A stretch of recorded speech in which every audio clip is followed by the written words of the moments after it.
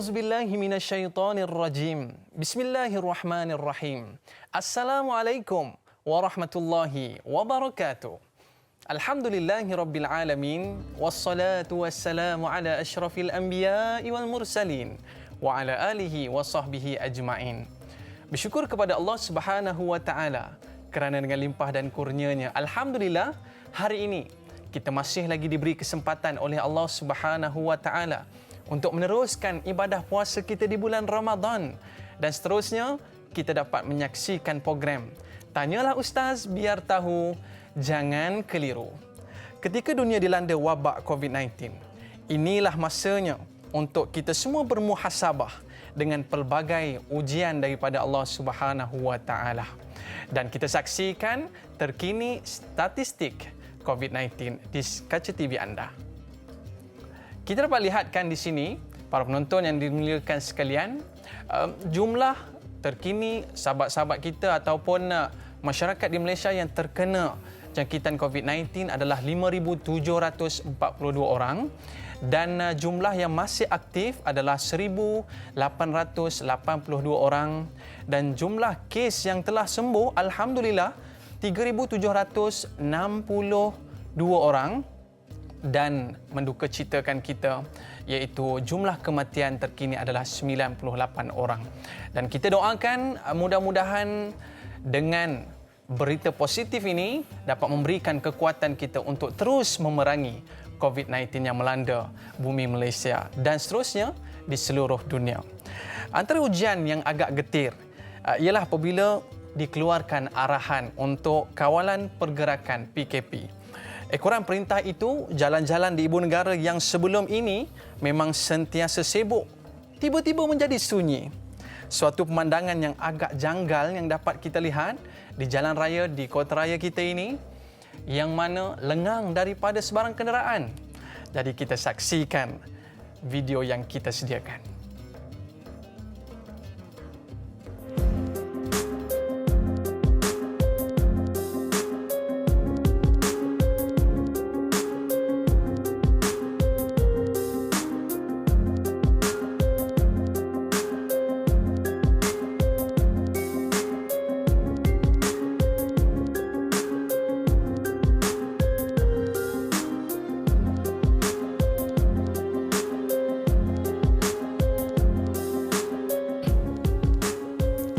Bukan saja di Kuala Lumpur, malah di bandar-bandar besar lain seperti Melaka dan sebagainya, mereka turut lengang, tidak berpenghuni, tidak berkenderaan. Dan inilah dia satu fenomena yang berlaku di negara kita. Mudah-mudahan kita doakan ia akan cepat pulih. Semuanya angkara COVID-19. Jadi pada hari ini kita akan membincangkan tentang satu perkara yang menjadi fenomena di dalam kehidupan kita, yang mana menimbulkan satu keresahan persoalan.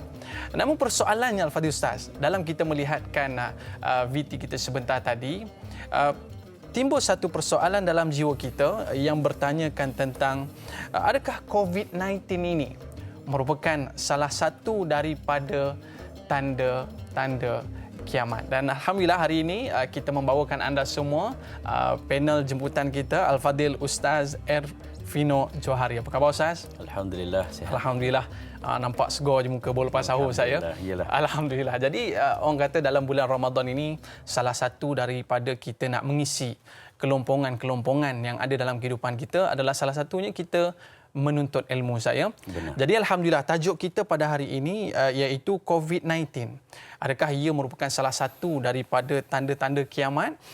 Dan pastinya para penonton kita ada soalan yang ingin diajukan kepada Al-Fadhil Ustaz, dan kepada para penonton yang ingin mengajukan soalan boleh call kita di talian 0377 261603 ataupun terus ke WhatsApp 0111233680 atau terus ke Facebook Tanyalah Ustaz TV3. Jangan lupa tekan butang share agar lebih ramai yang mendapat manfaat dalam pertemuan kita pada hari ini. Baik Al-Fadhil Ustaz, tajuk kita pada hari ini berkaitan dengan COVID-19. Adakah ia merupakan tanda kiamat? Tapi sebelum kita nak merungkaikan tentang persoalan ini, kita perlulah melihatkan kepada adakah sejauh mana umat Islam di atas muka bumi ini perlu yakin dan percaya akan adanya kiamat pada suatu hari nanti, dan perkara ini wajib untuk setiap umat Islam mengimani perkara ini. Silakan. Bismillahirrahmanirrahim. Assalamualaikum warahmatullahi wabarakatuh. Alhamdulillah, thumma alhamdulillahi wa kafa. Wassalatu wassalamu ala rasulihil mustafa, Sayyidina Muhammad wa ala alihi wa sahbihi ajma'in. Terima kasih kepada Da'i Aiman.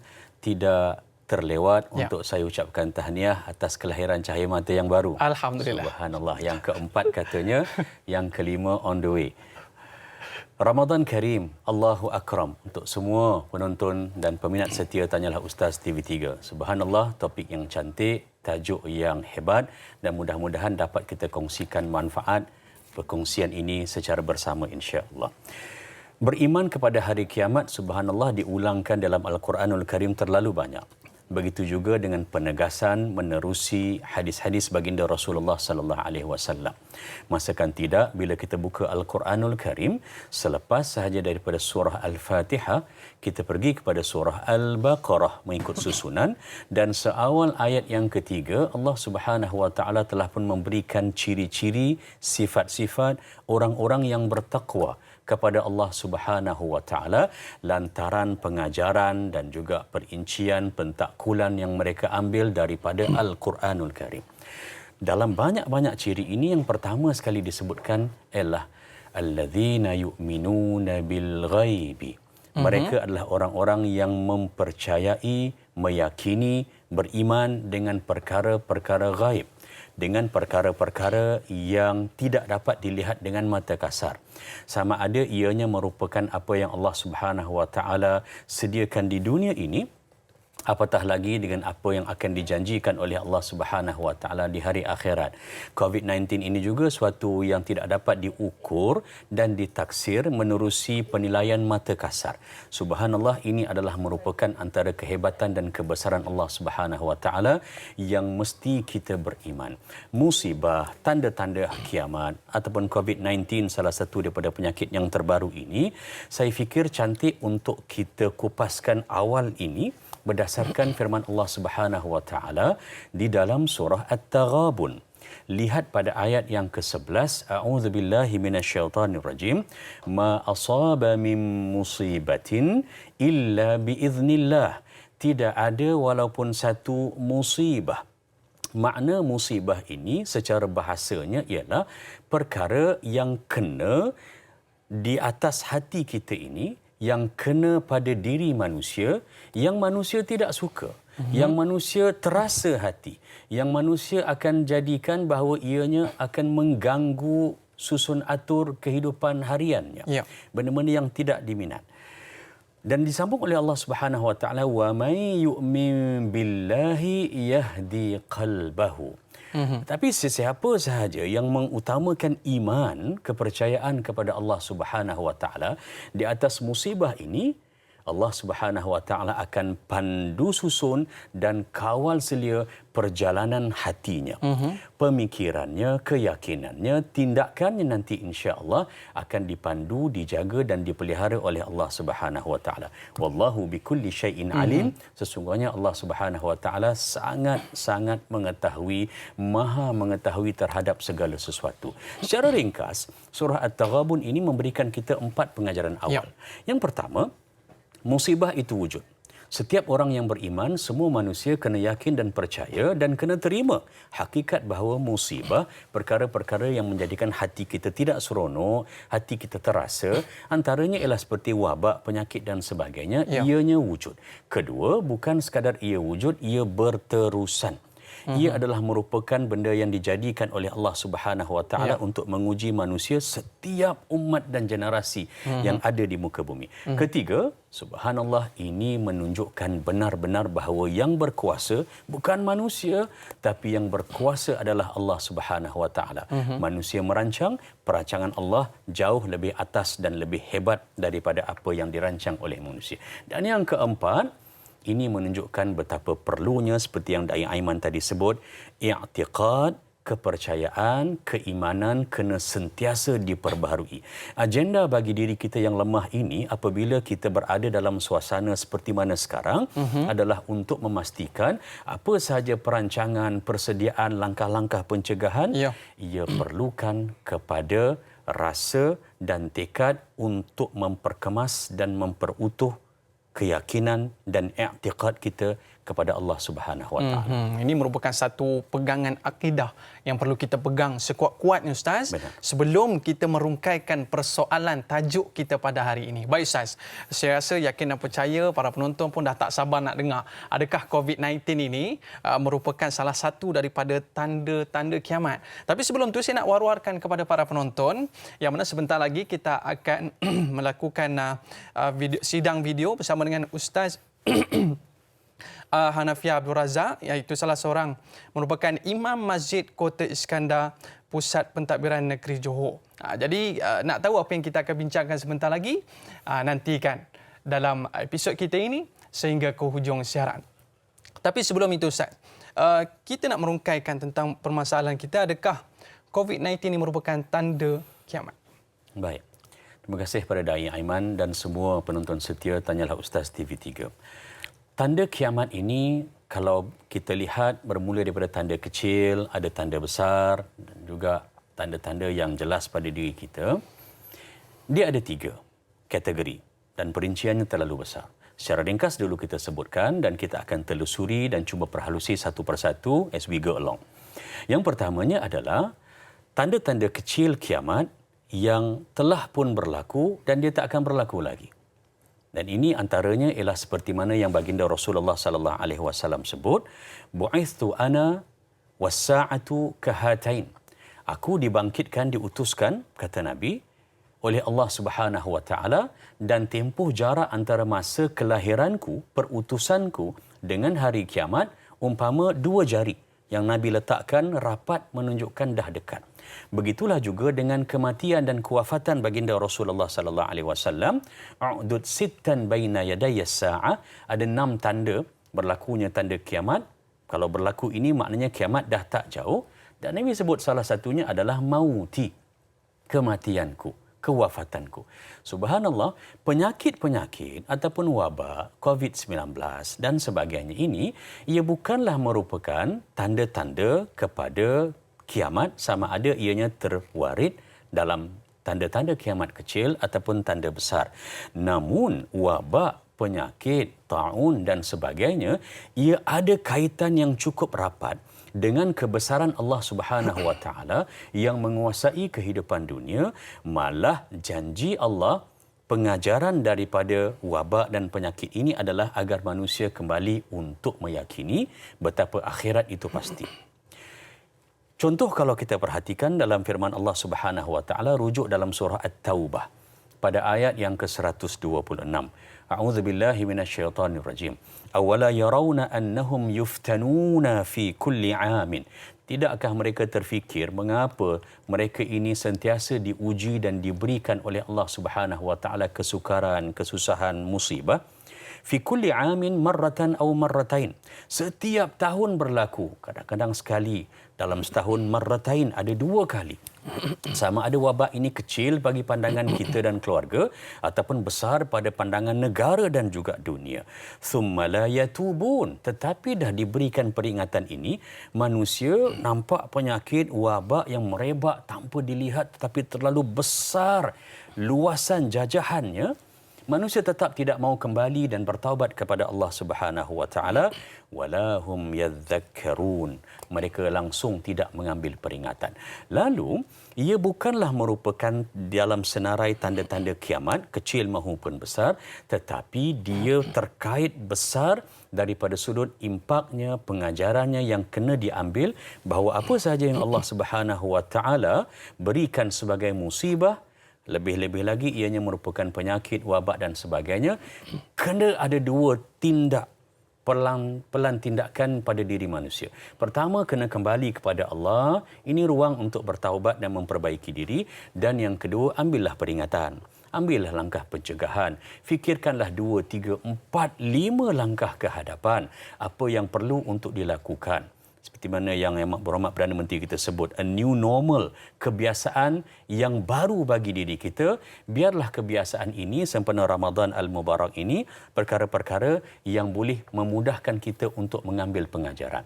Dan kalau kita lihat Da'i serta semua penonton, wabak adalah merupakan perkara yang memang telah dibincangkan oleh para ulama silam.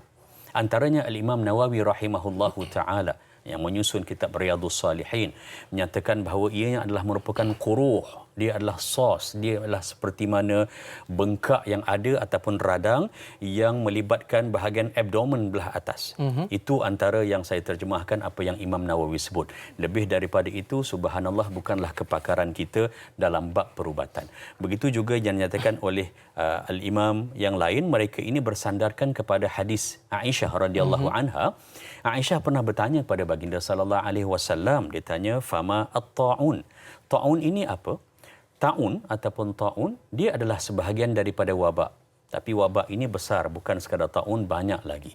Cuma di dalam kalender peradaban, ketamadunan dan kehidupan manusia, ta'un ini adalah merupakan wabak penyakit yang sangat-sangat dominan dan banyak berlaku di pelbagai tempat. Lalu bila ditanya pada Nabi, ta'un ni, wabak ni, penyakit yang sebegini merebak ni, apa maksudnya? Nabi SAW menyatakan, ghuddatun ka ghuddatil ibili. Dia merupakan satu seperti mana umpama kelenjar ataupun bengkak, seperti mana kelenjar ataupun bonggol yang ada pada unta. Dan ini akan merebak pada anggota badan hingga menyebabkan badan kita lemah, dan bila lemah kadar imunisasi kita jadi rendah, dan ini memungkinkan pelbagai komplikasi-komplikasi kesihatan yang berlaku. Dan ianya bukan satu benda yang baru. Sejarah menunjukkan bahawa antara contoh wabak-wabak penyakit yang pernah berlaku adalah wabak Amwas. Amwas ini berlaku di Palestin dalam kawasan lingkungan Bumi Syam. Wabak Amwas ni apa dia, Ustaz? Nama tempat itu diambil, Amwas, di kawasan Palestin, dan ia melibatkan ramai di kalangan orang Islam yang terkorban kerana wabak itu. Baik, Ustaz. Kita nak ketahui apa yang Ustaz sebutkan sebentar tadi, wabak Amwas, dan saya yakin dan percaya maknanya sebelum ini pun telah terjadi wabak-wabak yang besar di muka bumi ini, Ustaz. Benar. Tapi sebelum itu kita rehat dulu sebentar, Ustaz. Saudara, terus duduk di rumah, dakwah biar. Tanyalah Ustaz, sampaikan biar tahu, jangan keliru. Kembali selepas ini. Bismillahirrahmanirrahim. Alhamdulillahirabbil alamin. Hamdan yuwafi ni'amahu wa yukafi mazidah. Ya Rabbana lakal hamdu wa lakas syukru kama yanbaghi li jalali wajhika wa azimi sultanik. Ya Allah, Ya Rahman, Ya Rahim, Engkau ampunilah dosa-dosa kami. Engkau rahmatilah diri kami, keluarga kami dan negara kami. Engkau lindungilah hamba-Mu yang kredit ini daripada segala musibah. Engkau jauhilah diri kami daripada penyakit yang berbahaya dan wabak yang mengancam nyawa. Engkau hindarilah kami daripada bala yang berat dan takdir yang buruk. Ya Allah, Ya Rahman, Ya Rahim, Engkau berilah kekuatan, kecekalan dan kesabaran kepada kami untuk menghadapi dugaan-Mu yang berat ini. Engkau tiupkanlah ketenangan dalam jiwa kami. Sesungguhnya setiap dugaan yang Engkau turunkan kepada kami, Ya Allah, tiadalah ia melainkan untuk meningkatkan ketakwaan dan keimanan kami kepadamu. Ya Allah, Ya Rahman, Ya Syafi, Engkau berilah kesembuhan kepada saudara-saudara kami yang dijangkiti wabak coronavirus, walau di mana saja mereka berada. Sesungguhnya tiada penyakit yang tidak dapat Engkau sembuhkan. Ya Allah, tiada mara bahaya yang tidak dapat Engkau jauhinya dari kami, Ya Allah. Kami bermohon kepadamu, Ya Allah, lindungilah kami, selamatkanlah kami, sejahterakanlah kami. Rabbana zalamna anfusana wa illam taghfir lana wa tarhamna lanakunanna minal khasirin. Rabbana atina fid dunya hasanah wa fil akhirati hasanah wa qina azabannar. Wa sallallahu ala sayyidina Muhammadin wa ala alihi wa sahbihi wa sallam. Walhamdulillahi rabbil alamin.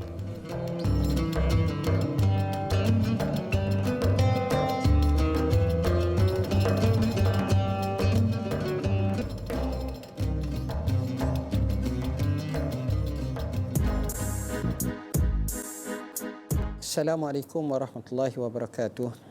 Telah sampai kepada kami berita berkenaan dengan isu tanda-tanda kiamat. Dan ada di kalangan kita yang cuba menyesuaikan tanda-tanda kiamat dengan apa-apa yang berlaku sekarang ini. Bahkan yang paling ekstrimnya sampai meletakkan tarikh dan waktu bergiam-giam. Berkenaan dengan isu seperti ini, yang pertama kita wajib imani tentang berlakunya kiamat. Yang kedua, kita wajib imani tentang kiamat tidak ada siapa pun yang tahu. Comanya disebut secara umum kiamat berlaku pada hari Jumaat berdasarkan hadis Nabi SAW. Tapi bila, tahun berapa, masa mana, itu tidak ada. Kemudian Nabi SAW hanya menyebut tanda-tanda kiamat. Tanda-tanda kiamat kecil, tanda-tanda kiamat besar, tanda-tanda kiamat yang sudah berlaku, yang sedang berlaku, yang akan berlaku. Jadi semuanya ini mengajar kepada kita, bila kita bincang perkara ghaibi, kerana kiamat ni perkara yang ghaib yang kita tak tahu bila, maka kita hendaklah berhenti kepada nas. Kita tengok ada nas dalam Quran, dalam hadis yang mana ianya sahih, ianya benar. Kalau hadis, dan kita tahu bagaimana tafsir para ulama, begitu juga dengan syurahul hadis yang menilai dan menafsirkan maksud dan mensyarahkan maksud hadis tersebut, maka itulah caranya.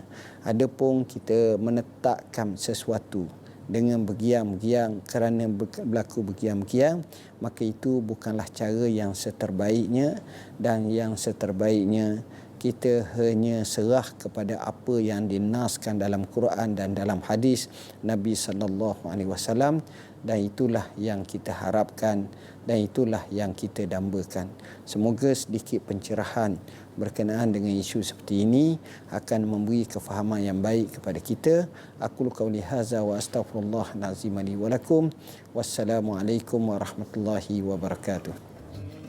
Berikut adalah pencerahan tentang tanda-tanda kiamat yang disampaikan oleh Datuk Seri Dr. Zulkifli Muhammad Al-Bakri, Menteri di Jabatan Perdana Menteri Hal Ehwal Agama. Kita baru saksikan sebentar tadi satu ulasan daripada Datuk Seri berkaitan dengan satu fenomena tanda-tanda kiamat yang seolah-olah direka ataupun seolah-olah diteka oleh orang ramai bahawa kemungkinan kiamat akan berlaku pada Ramadan kali ini. Jadi apa komen Ustaz? Baik. Terima kasih kepada Dai Aiman, dan subhanallah cantik apa yang telah pun diulas dan diberikan penitipan peringatan oleh Yang Berhormat Menteri kita sebentar tadi. Pertamanya, bagus kalau sekiranya apa sahaja yang berlaku membawa masyarakat untuk cakna hingga akhirnya membawa mereka untuk pergi kepada urusan-urusan akhirat. Sikit-sikit cerita pasal akhirat itu dari sudut prinsipnya bagus. Namun yang bahayanya adalah untuk cuba mengaitkan dan menjadikan apa sahaja boleh untuk di-alter ataupun diedit agar ianya ada kaitan dengan akhirat, apatah lagi membawa kepada perkara-perkara yang lebih melampaui batasan dapatan-dapatan daripada hadis baginda Rasulullah sallallahu alaihi wasallam ataupun ayat-ayat Al-Quran tentang kiamat. Itu kena dijaga. Subhanallah, baginda Rasulullah sallallahu alaihi wasallam sendiri pun kalau kita lihat menyatakan bahawa dia tidak mengetahui bila berlakunya Hatta hari Nabi kiamat. pun. Hatta Nabi pun tidak tahu. Ini adalah merupakan rahsia Allah Subhanahu Wa Taala.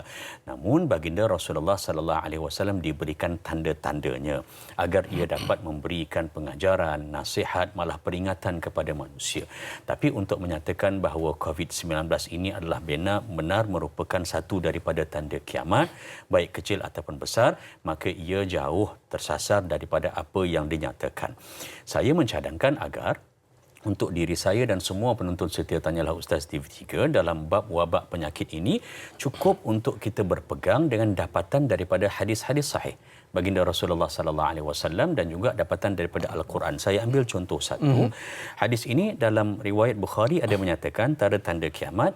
Nabi sallallahu alaihi wasallam menyatakan thumma mutanun ya'khudhu fikum ka qu'asil ghanam.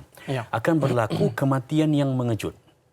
Antara tandanya fenomena yang berlaku kematian mengejut ini umpama mudahnya umpama haiwan ternakan seperti kambing yang mati.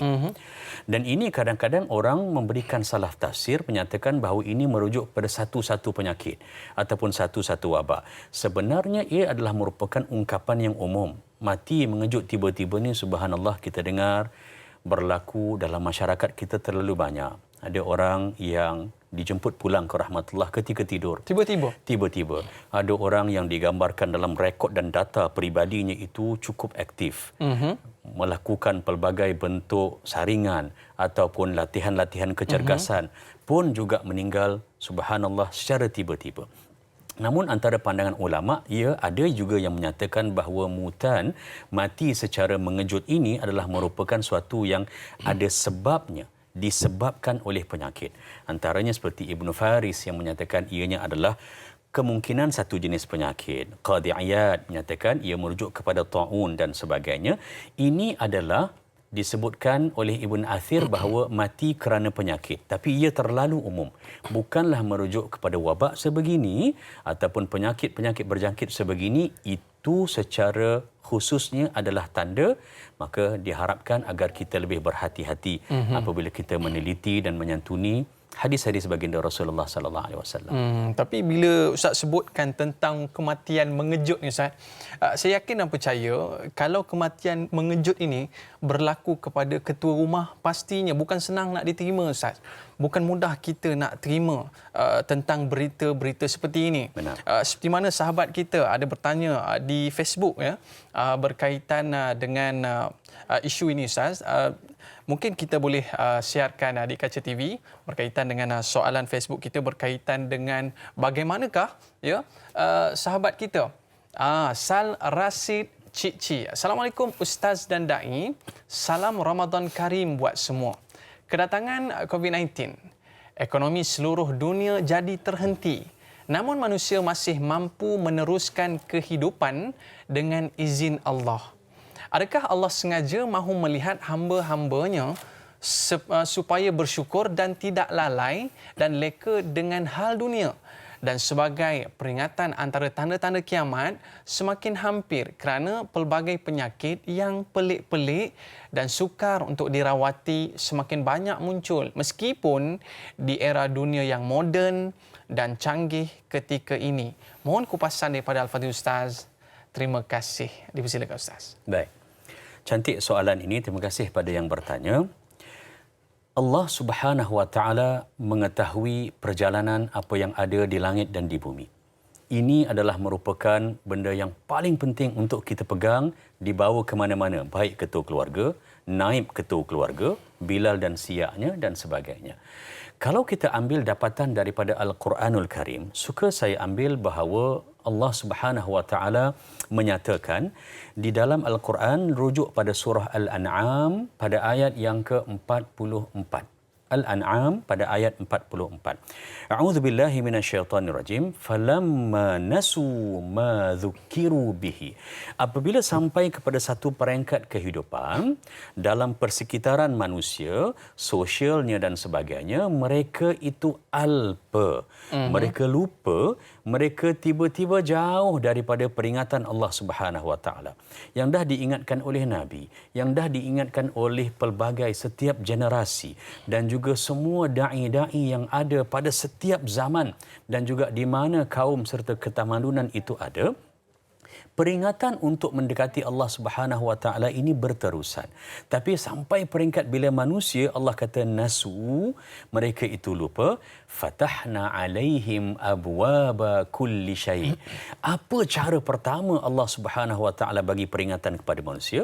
Yang bertanya tadi kata, adakah penyakit-penyakit pelik-pelik ini tanda peringatan?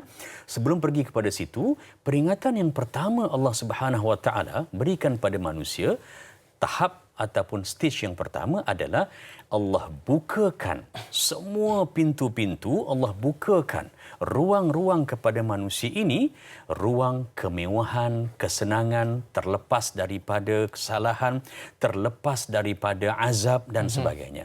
Ada tempoh-tempohnya kita ini subhanallah sebagai hamba di sini, di mana-mana negara lain, persembahan ibadah kita itu tidak mencapai tahap seperti mana yang sepatutnya. Ya. Leka dan lara itu terlalu banyak. Tapi hari demi hari ada orang buat keonaran dan keingkaran, dia terselamat. Artinya Allah Subhanahu Wa Taala buka ruang agar dia terselamat. Buatlah apa saja. Tetapi di situlah hatta farihu, bila mereka ini gembira sangat sehingga lupakan tuntutan mereka terhadap agama, akhadnahum baghtatan fa idahum mublisun. Secara mengejut, secara tiba-tiba Allah Subhanahu Wa Taala pusing kedudukan dan keadaan tadi, daripada mewah, senang, lenang, berjalan ke mana-mana, tidak ada sebarang sekatan. Allah pusingkan dan tukarkan suasana itu, menjadikan manusia berada dalam keadaan terkejut kerana ditimpa bala, dan dalam masa yang sama mereka tercari-cari di mana pertolongan. Lalu yang paling penting adalah bukan menjadikan penyakit ataupun wabak ataupun nama-nama yang pelik ini dia akan sentiasa ada. Seperti mana kita kata dalam surah At-Taghabun ayat 11 tadi, musibah akan sentiasa berlaku, tetapi untuk diambil pengajaran-pengajaran. Pertama, wabak penyakit ini adalah sesuatu yang tidak dijangka. Kepandaian, kepakaran, kekananan dalam bidang perubatan itu penting. Kita perlukan dalam masyarakat. Mereka adalah frontliners kita. Tetapi dalam masa yang sama, Allah paling dan juga lebih berkuasa. Kemewahan manusia, pergerakan dan sebagainya itu jangan sampai melebihi batasan. Itu pengajaran yang kedua. Dan yang ketiganya, yang terakhirnya ialah manusia ini, kita ini kerana lemahnya kita da'i, kita ini kurang bersedia. Persediaan kita kurang menjadikan amalan kita juga tidak teratur, malah perancangan kita untuk lebih mendekati Allah. Ada musibah, dekatkan diri dengan Allah, yang itu perjalanannya agak perlahan. Mudah-mudahan Ramadan ini memacu kita untuk bertindak lebih cemerlang dalam perkara-perkara sebegini. Namun begitu Ustaz, ada kita lihat di media sosial lah, orang kata Ustaz tak alami, Ustaz boleh cakap lah, kata suruh sabar dan sebagainya. Ya, jadi ada lagi satu persoalan yang boleh kita ambil di media sosial, di Facebook bersama dengan sahabat kita Lazmun Syahra. Assalamualaikum warahmatullahi wabarakatuh. Ini first time ni baca Jawi ni Ustaz. Ya. Baik. Kita wajib beriman dengan qada dan qadar Allah Subhanahu Wa Taala berkaitan dengan COVID-19 ini.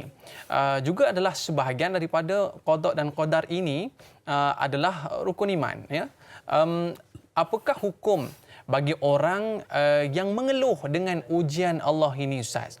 Adakah termasuk dalam kalangan orang-orang yang tidak redha dengan qada dan qadar Allah? Mohon pencerahan dan syukran.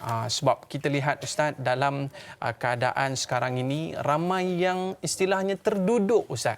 Sebelum ini mungkin sedikit ada kemewahan dan sedikit rasa senang dan selesa dalam kehidupan. Tiba-tiba berlaku keadaan ini, terduduk. Apa komen Ustaz? Baik, subhanallah, soalan yang baik. Sejuk hati tengok kita baca Jawi pagi-pagi ini kan. Baik. Yang pertamanya, kalau kita perhatikan, ia bukan isu engkau kena, aku tak kena, aku yang kena, engkau tak rasa, tidak. Dia kena pada semua orang. Bagi orang yang menyantuni dan sentiasa memperkemaskan dirinya dengan ibadah sepanjang kehidupannya, dia juga akan kena musibah. Bagi orang yang menjauhkan dirinya daripada Allah Subhanahu Wa Taala, persembahannya itu kurang di mata dan di kaca penilaian Allah Subhanahu Wa Taala, ia juga kena musibah. Mengapa? Kerana ini adalah apa yang telah pun diikrar dalam Al-Quranul Karim. Rujuk dalam surah Al-Anfal, lihat pada ayat yang ke-25. A'udzubillahi minasyaitonirrajim. Wattaqu fitnatan la tusibanna alladhina zalamu minkum khassah wa'lamu annallaha syadidul iqab. Hendaklah kamu percaya, ketahuilah, yakinlah, ambillah sebagai satu pendirian bahawa ujian-ujian daripada Allah, perkara-perkara keburukan, perkara yang menyukarkan kehidupan manusia, yang menjadikan hati kita rasa tak tenang, rasa serabut, ujian yang pelbagai, subhanallah, terlalu ramai yang putus mata pencarian dalam keadaan sekarang. Terlalu ramai yang kita tidak dapat nak gambarkan bagaimana kesusahan dan kesedihan mereka. Dan ini yang Allah Subhanahu Wa Taala, ujian ini bila kena dan ia datang dari Allah, dia tidak hanya kena kepada orang-orang yang zalim. Ya. Dia tidak hanya kena kepada orang-orang yang sentiasa melazimkan diri mereka dengan perkara-perkara kemungkaran. Ada orang kata, engkau buat salah, engkau buat perkara-perkara ini, ambillah, inilah merupakan balasan Allah. Nanti kau yang kena. Kau yang kena. Sedangkan bila turunnya suatu wabak, penyakit, musibah, ia adalah merupakan perkara yang akan kena kepada semua, tak kira baik ataupun tidak sebelumnya. Bukanlah bermakna baik kita sebelum ini atau sesiapa sahaja yang baik sebelum ini, adanya musibah dan wabak ini tidak ternilai ataupun tidak ada harga pada kebaikan yang dibuat. Tidak. Bukan juga bermakna apa yang orang buat dari sudut keonaran, kemungkaran dan sebagainya, inilah sahaja balasan mereka. Lepas ini tidak ada lagi. Juga tidak begitu. Ini menunjukkan bahawa bila diuji, apa-apa saja yang berkaitan tentang kemanusiaan ataupun ekologi persekitaran kita, Allah kata bukan orang yang zalim pada diri sendiri dan juga zalim pada alam, zalim pada manusia yang lain dan sebagainya akan kena. Orang-orang yang beriman, orang-orang yang rasa aku tak salah apa-apa pun kena juga. Kenapa tujuan dia? Allah kata wa'lamu annallaha syadidul iqab. Ini nak tunjukkan bahawa kita rasa terbalas, kita rasa diberikan ganjaran, kita rasa diberikan hukuman. Dulu aku boleh buat begini, sekarang aku dah tak boleh dah buat begini. Dulu keluarga aku begini, alhamdulillah sekarang tak dapat.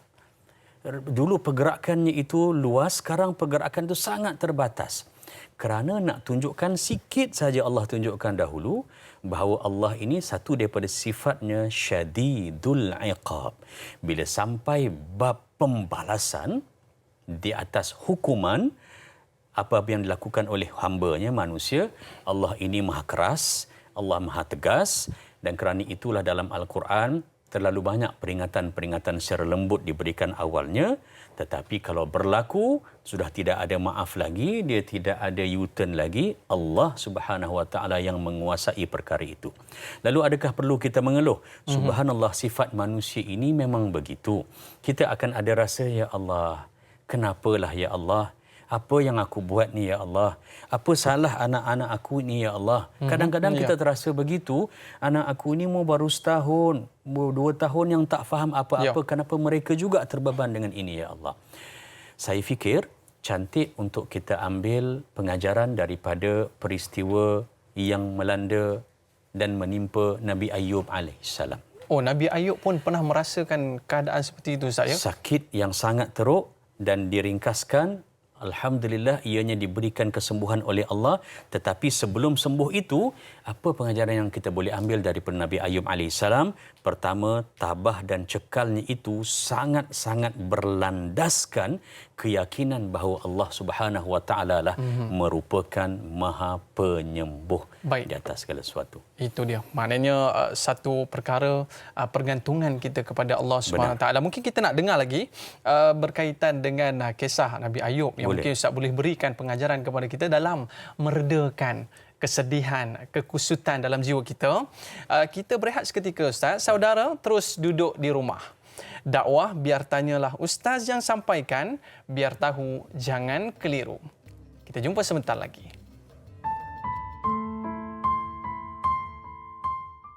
Allahumma inni a'udzu bika minal barasi wal jununi wal juzam wa min sayyi'il asqam.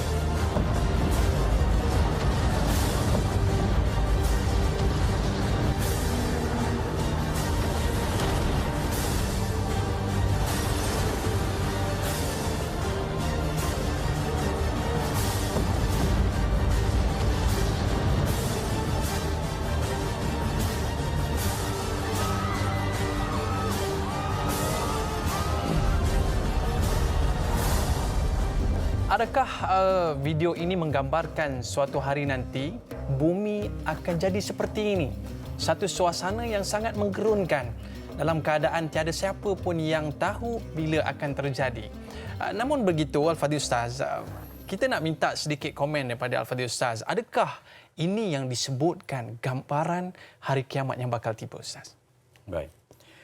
Tidak salah untuk kita mengambil dan menjadikan VT tadi ataupun mana-mana klip video daripada mana-mana siaran ataupun wacana menerusi media sebagai satu ruang untuk kita ambil pengajaran terhadap akhirat benar.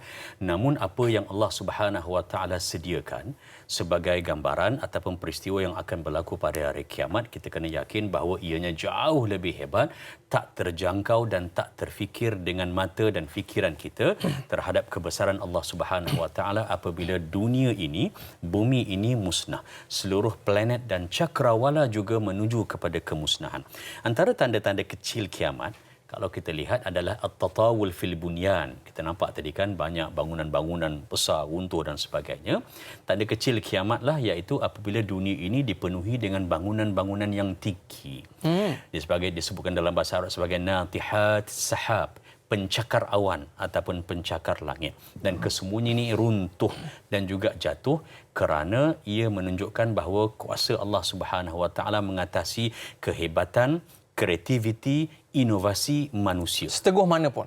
Seteguh mana pun ia, dia akan hilang dengan sekelip mata. Membinanya mungkin bertahun-tahun, tetapi hilangnya itu hanya mungkin beberapa saat ataupun minit sahaja. Yang ni yang digambarkan dalam hadis baginda Rasulullah sallallahu alaihi wasallam, wa idza tatawala ri'aul bahmi fil bunyan fadzaka min asyratiha. Bila kamu nampak di dunia ini dalam kehidupan manusia berbondong-bondong, berebut-rebut, malah berlumba-lumba dan bersaing untuk membina bangunan-bangunan yang tinggi. Tanda kemegahan, tanda kehebatan, mercu tanda dan sebagainya. Dan kesemuanya ini dia menunjukkan bahawa adalah satu daripada syarat-syarat bahawa kita semakin dekat dan semakin dekat menuju kepada Sedangkan kehancuran. dulu mereka merupakan orang yang miskin, saya. Benar. Kalau kita perhatikan, umat-umat yang terdahulu, ini bukan kali yang pertama berlaku mereka dihancurkan begitu sahaja. Kehebatan kaum Ad contohnya yang boleh mengukir bukan dinding tetapi gunung dan juga bukit bukau untuk dijadikan sebagai rumah, dijadikan sebagai tempat ibadat, dijadikan sebagai tempat tamadun. Dan ada sebab mengapa binaan-binaan sebegini kekal sehingga sekarang. Ada yang dah hancur, ada yang kekal. Kalau kita lihat antara buku yang hebat, ini buku lama lah ya, Dialogue Toynbee Ikeda, antara tulisan Arnold J. Toynbee dan juga Ikeda, seorang orang Jerman dan seorang lagi orang Jepun. Kedua-duanya bersetuju menyatakan bahawa antara sebab mengapa mereka ambil contoh piramid di Mesir, kuil Borobudur contohnya, kuil-kuil di Maya, Aztec, Inca dan sebagainya, ini semuanya kekal sampai sekarang. Padahal tamadun itu telah pun berlapis jauh meninggalkan manusia. Ratusan ribu tahun. Bangunan lain runtuh, tapi bangunan-bangunan yang ini kekal. Antara teori mereka, ini pandangan mereka dalam penulisan, ialah orang-orang terdahulu, bila mereka membina bangunan yang dikaitkan dengan ketuhanan, tak kira agama apa mereka itu, yang membawa mereka untuk fikir Tuhan, cara bagaimana mereka dan persepsi terhadap Tuhan mungkin berbeza. Mereka lihat Tuhan, mereka akan pastikan bangunan itu bangunan yang kuat dan utuh. Dan itu menunjukkan tamadun manusia. Pengajaran ringkasnya adalah untuk menunjukkan bahawa betapa agama ini penting. Sekarang itu orang dahulu walaupun mungkin bukan beragama Islam, bila mereka buat bangunan dan menunjukkan ketamadunan serta kehebatan dan kemajuan hidup, bab-bab rohani ini, bab-bab mistik mereka dan perkara gaib, mereka akan pastikan itulah bangunan yang paling utuh, paling kuat dan sebagainya. Namun, ia juga tidak akan menghalang Allah Subhanahu Wa Taala untuk menghancurkan semuanya bila tiba masa. Itu semua kuasa Allah, saya. Subhanallah. Saya bila Ustaz sebut tentang mengukir bangunan tu, saya teringatlah waktu saya belajar dulu. Ya, kita bawa ibu-ibu yang datang melancong di sana. Kita bawa ke Petra, Ustaz. Mungkin Ustaz pun biasa pergi ke sana. Jadi kita melihat ini kehebatan sesebuah tamadun. Tapi walau bagaimana hebat pun kuasa mereka, maka akhirnya dapat dirobohkan begitu sahaja oleh Allah Subhanahu Wa Taala. Baik Ustaz, kita ada sahabat kita yang ingin bersama dengan Al-Fadhil Ustaz. Assalamualaikum. Siapa di talian? Warahmatullahi wabarakatuh. Dai Aiman dan juga Ustaz Elvino Johari. Saya Omar Abdul Majid dari Felda Cini Timur 3, Pekan Pahang. Assalamualaikum Ustaz dan Dai. Waalaikumsalam warahmatullahi wabarakatuh. Selamat puasa pada Ustaz dan Dai ya. Terima kasih. Selamat Ramadan Al-Karim ini. Soalan saya begini Ustaz ya. Kadang-kadanglah ada segelintir dalam masyarakat kita Ustaz ya, apabila satu-satu musibah yang datang ini mereka menganggap itu sebagai fenomena biasanya, contoh macam tsunami, jerebu, itu biasa tu, fenomena alam semula jadi. Dan bila wabak datang masa kita bukan wabak ini, dia dulu ada SARS, ada HIV pun ada. Ya. Jadi mereka menganggap ini sebagai satu perkara biasa. Mereka meletakkan ini, dia kata ada orang alim ni di dalam negara kita ni masih ada orang alim dan doa akan diterima oleh Allah Subhanahu wa taala. Yeah. Jadi soalan saya Ustaz, apakah kita boleh bersandarkan perkara macam ini ke Ustaz? Menganggap itu sebagai fenomena biasa dan kita itu tak ada masalah besar. Orang-orang alim doa mereka masih mustajab kepada Allah Subhanahu wa taala, sedangkan dia tak pernah mengambil pengajaran ataupun ibrah dari apa satu-satu musibah yang datang dalam di dalam sebuah negara ataupun maupun keluarga dia sendiri pun Ustaz. Bolehkah kita bersandarkan pada perkara-perkara yang begini rupa ni Ustaz? Itu soalan saya Ustaz dan Dai. Terima kasih banyak Ustaz dan Dai. Assalamualaikum. Waalaikumsalam warahmatullahi wabarakatuh. Terima kasih kepada Encik Omar Abdul Majid atas persoalan yang diberikan. Biasalah, dulu ada penyakit, macam-macam penyakit, HIV dan sebagainya, sembuh. Ada yang kita sebutkan SARS, sembuh. Dan ada jerebu, kembali pulih. Dan ini biasa fenomena alam. Ini mungkin satu kata-kata yang disebutkan oleh orang biasa dan mereka berpegang bahawa di negara ini mungkin ramai lagi orang alim. Jadi mana mungkin lambat lagi mungkin. Mana mungkin Allah akan turunkan bala itu sehingga tamat. Jadi mungkin satu pemikiran yang cukup cantik yang diberikan oleh Encik Omar sebentar tadi. Mungkin Ustaz ada sedikit ulasan. Baik, terima kasih. Cantik cetusan dan indah pandangan daripada Tuan Omar tadi. Yang pertama, kalau kita perhatikan, rujuk dalam surah An-Nisa, ayat yang ke-79. Sila lihat dan sila rujuk. Takut-takut saya tersilap. An-Nisa, ayat 79. A'udzubillahi minasyaitanirrajim. Ma asabaka min hasanatin faminallah, wa ma asabaka min sayyi'atin famin nafsik. Mudah-mudahan kupasan ini menjawab dan respon kepada soalan Tuan Omar tadi. Yang bermaksud, segala apa yang baik kena pada kamu, perkara-perkara berbentuk pujian, keseronokan, kemewahan, penghargaan, kredit yang diberikan, mendarat di atas diri kita, orang puji kita dan sebagainya, kita hebat dilihat di mata manusia, kena ingat itu semua bukan kerana kita. Kita ini lemah. Ia datang daripada Allah Subhanahu wa taala. Dapat saja satu nikmat, cepat-cepat pulangkan penghargaan, buat sujud syukur dan sebagainya kepada Allah Subhanahu Semua daripada wa taala. Semua datang daripada Allah. Benar, usaha itu adalah sebabnya, tetapi Allah jua yang mengizinkannya. Kemudian Allah sambung, wa ma asabaka min sayyi'atin famin nafsik. Apa-apa yang buruk kena pada diri kamu, kamu kena ingat ini sebenarnya adalah pengajaran daripada Allah bahawa bermula atas kekhilafan, kelemahan, kekurangan diri kita. Kita yang mengundang bagi bola tanggung untuk orang lain smash. Kita yang menyebabkan sesuatu itu berlaku dan kita jugalah yang sepatutnya mengambil tanggungjawab sebagai pengajaran-pengajaran. Ini analogi dah Ustaz ya? Benar. Kerana itu cantik tadi boleh kita ambil sedikit tentang Amwas tadi. Betul. Itu. Bila Tuan Omar katakan bahawa ada pengalaman-pengalaman dalam sudut perubatan dan juga pengalaman kekananan manusia menjaga, mengekang wabak-wabak penyakit sebegini yang sebelum-sebelum ini, benar. COVID-19 bukan benda baru. Wabak ini bukan benda baru. Namanya itu mungkin berubah mengikut keadaan, zaman ataupun hasil penyelidikan. Dulu mungkin taun saya. Dulu taun dan sebagainya. Contoh macam saya katakan, berlaku peristiwa hebat ini yang dipanggil sebagai wabak Amwas. Tempatnya berlaku di Palestin dalam kawasan dataran Syam. Ia berlaku pada tahun 18 Hijriah. Pada tahun 18 Hijriah ini, sekitar lebih kurang diriwayatkan 25,000 umat Islam wafat, meninggal dunia. 25,000? Kerana wabak ini. Dan bila berlaku wabak ini bukan sekadar biasa-biasa, masyarakatnya, tetapi ramai di kalangan para sahabat Nabi yang nama-nama besar di dalam kumpulan para sahabat yang meninggal dunia kerana wabak ini. Bukan kerana salah para sahabat, tapi Allah nak tunjukkan ini kesan. Wabak dan penyakit jangan ambil enteng. Jangan rasakan bahawa ini is just another wabak dan fenomena dan sebagainya. Antaranya adalah kalau kita lihat Abu Ubaidah Al-Jarrah, Yazid bin Abi Sufyan, Muaz bin Jabal, Syurahbil bin Hasanah radhiyallahu anhum ajwa'in, semuanya ini terlibat di dalam peristiwa wabak Amwas ini. Apa yang berlaku dinyatakan oleh Ibn Al-Athir dalam kitabnya bernama Al-Kamil.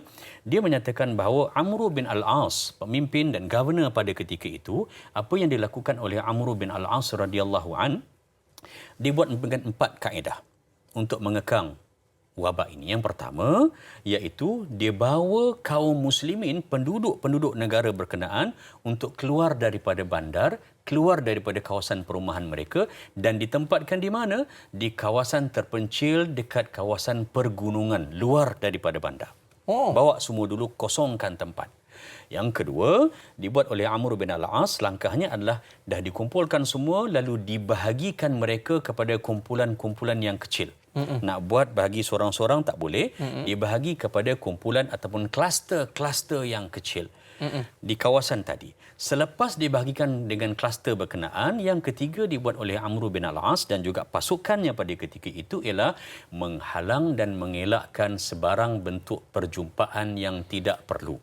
Social distancing, penjarakan sosial yang dilaksanakan agar manusia dapat berinteraksi tapi bukan dengan cara biasa. Tidak lagi bersalaman, bukan berpeluk dakap dan sebagainya. Dan ini yang dilakukan sehinggalah wabak itu akhirnya rantai itu dapat diputuskan. Tak nampak rantai itu, subhanallah itu kuasa Allah, tapi manusia berusaha. Ramai yang terkorban, yang mana yang baik dibawa semula masuk dan ke bandar dan mereka sambung semula kehidupan. Macam kita ni, contohnya kita bawa ke pulau mungkin, Ustaz? Satu daripada kaedahnya mungkin, namun saya fikir cantik apa yang telah pun dilakukan oleh Kementerian Kesihatan Malaysia dalam memberikan inisiatif mengubah suai tempat-tempat untuk kuarantin, memperbanyak dan mencetuskan ruang agar penjarakan sosial dan juga perjumpaan dapat dikurangkan. Dan ini juga hasil daripada kerjasama, orang kata teamwork antara semualah. Wabak di Mesir, Black Death, Spanish flu, terlalu banyak. Taun adalah salah satu daripadanya, menunjukkan bukan manusia tidak berpengalaman mengurus tadbir wabak dan juga penyakit, tetapi dia menunjukkan betapa jangan ambil mudah perkara ini. Allahu Akbar. Maknanya ini satu strategi ataupun kaedah perancangan yang boleh kita ambil, Ustaz, untuk kita aplikasikan dalam kehidupan kita, Ustaz. Baik, saudara, terus duduk di rumah, dakwar biar tanyalah Ustaz, sampaikan biar tahu jangan keliru. Tapi selepas ini, benarkah lintasan asteroid merupakan salah satu daripada tanda-tanda kiamat? Dan kita akan bertanyakan kepada salah seorang pada tokoh agamawan dalam sidang video kita. Kita berehat seketika, kembali selepas ini dalam Tanyalah Ustaz, biar tahu jangan keliru.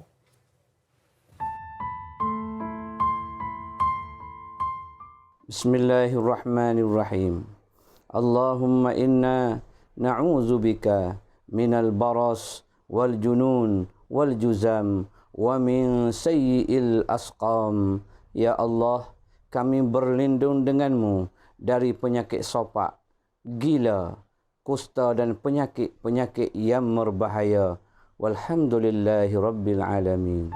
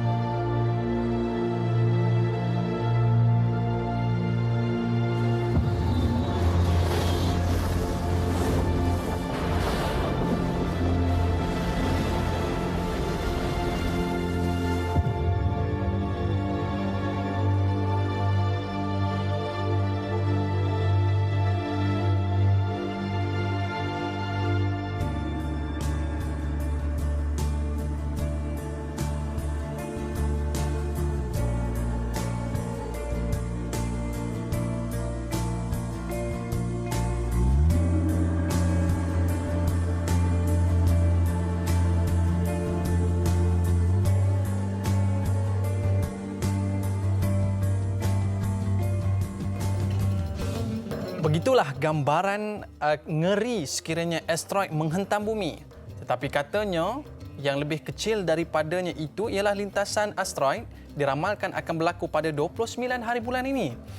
Adakah ini sebahagian daripada tanda-tanda kiamat?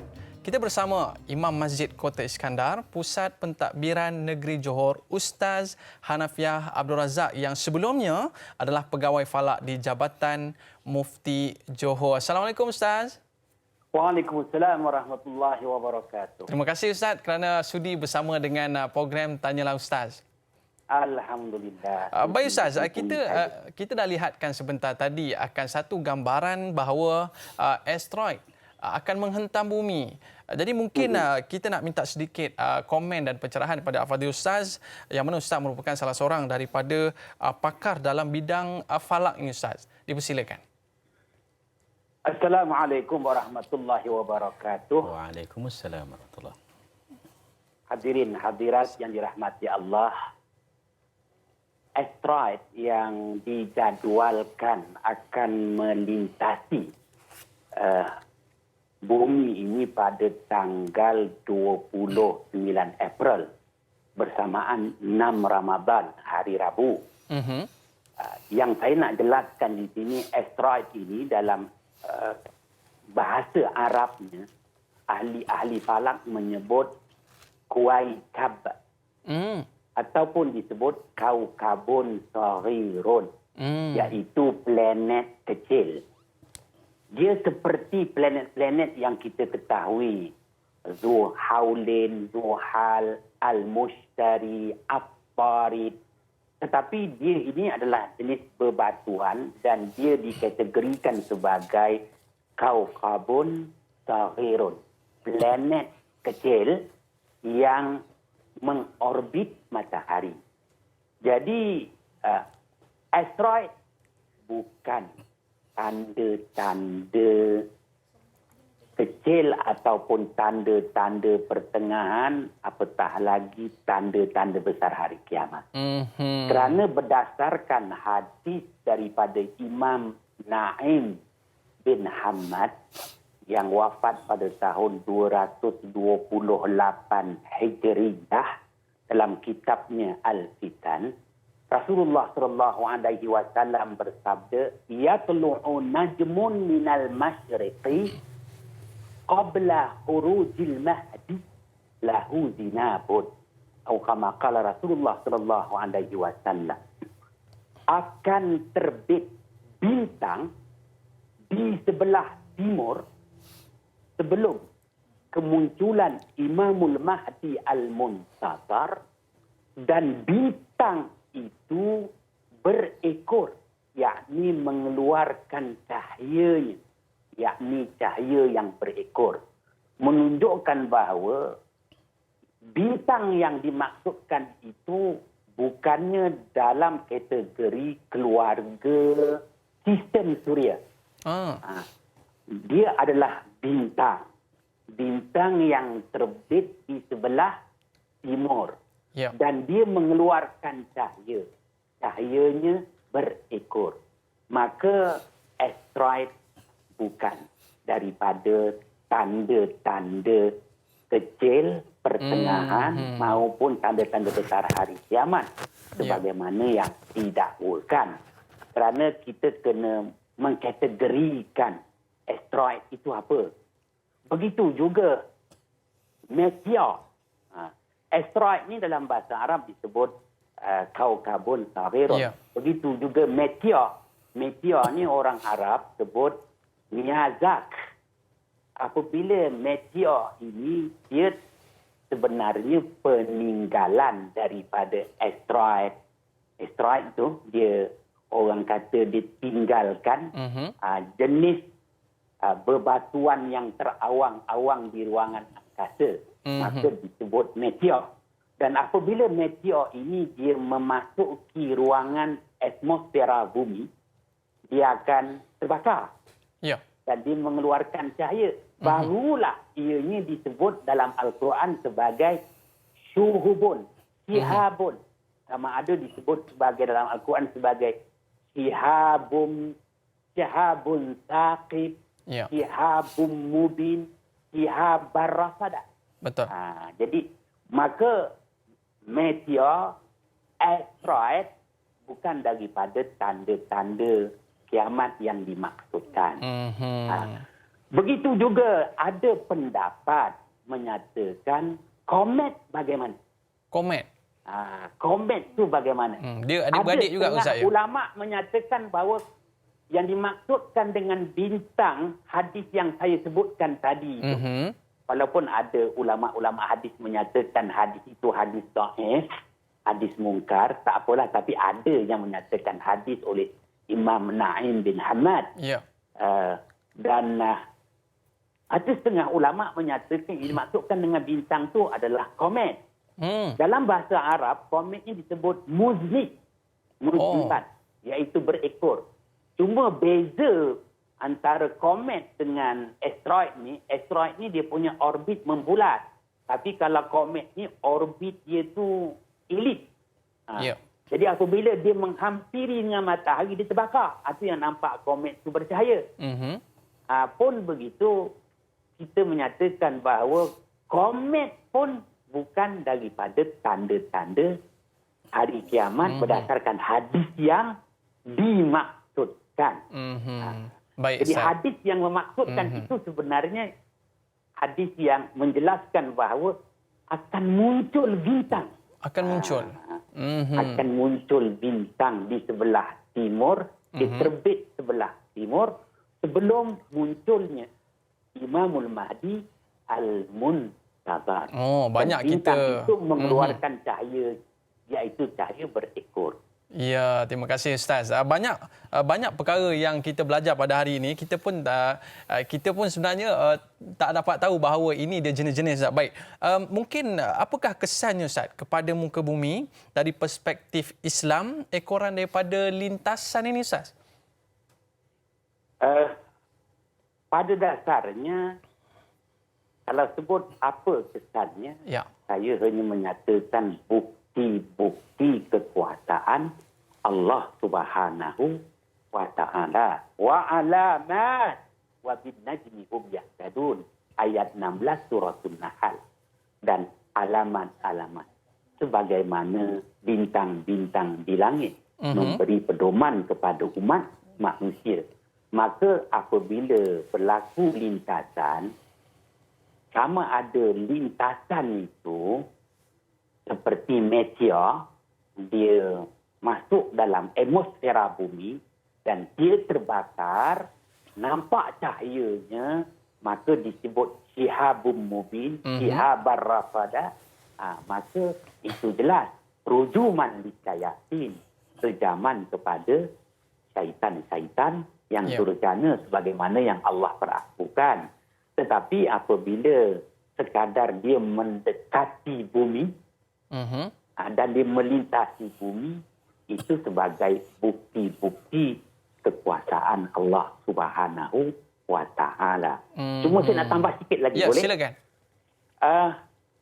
Dalam satu kitab Umur Dunia karangan Syekh Osman Jalaluddin yang saya belajar sendiri daripada bapanya, Tuan Guru Haji Saleh Penanti, waktu saya belajar Pondok Penanti dulu. Jadi di situ